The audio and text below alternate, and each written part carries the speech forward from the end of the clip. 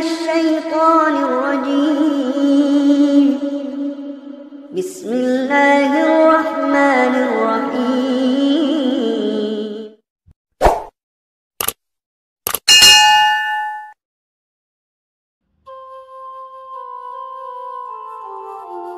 Assalamualaikum warahmatullahi wabarakatuh. Hidup di dunia memang tak luput dari ujian kehidupan. Berbagai beban baik moral maupun material dialami oleh setiap manusia di dunia. Namun, justru semakin berat ujian, maka semakin tinggi derajatnya akan diangkat oleh Allah Subhanahu wa Ta'ala. Ada 3 jenis ujian yang diberikan oleh Allah Subhanahu wa Ta'ala untuk hambanya di muka bumi. Setiap ujian tersebut merupakan tahapan untuk dinaikkan level derajatnya menuju yang ke lebih tinggi. Hingga siapapun manusia yang bisa melewati level yang ketiga, maka dianggap sudah lulus dalam ujian kehidupan.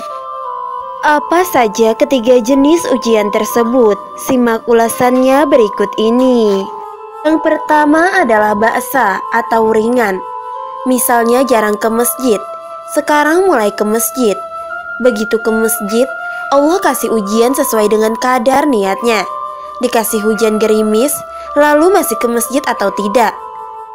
Maka, jika kamu diuji dengan yang ringan, akan dinaikkan ke menengah. Kalau kamu belum lulus ujian di sini atau ujian ringan, maka akan terus diuji sampai lulus di sini. Allah Subhanahu wa Ta'ala berfirman, Allah tidak membebani seseorang, melainkan sesuai dengan kesanggupannya. Al-Quran Surah Al-Baqarah ayat 286. Yang kedua adalah doro atau menengah. Ujian ini sudah melukai fisik.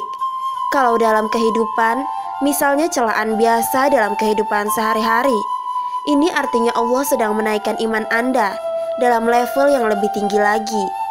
Jadi ketika ada celaan menghujam dalam lisan seseorang, sudah mulai menyakiti, itu sebenarnya pengakuan dari Allah Subhanahu wa Ta'ala lewat lisan orang itu, bahwa Anda sedang diangkat keimanan pada tingkat yang lebih tinggi.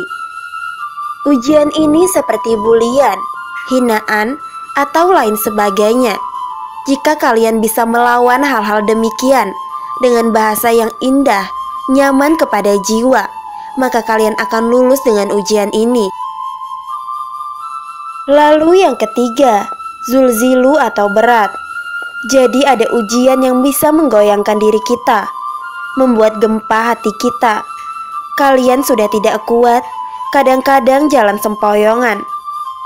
Diserang sana, diserang sini, gak bisa tidur, gak bisa makan.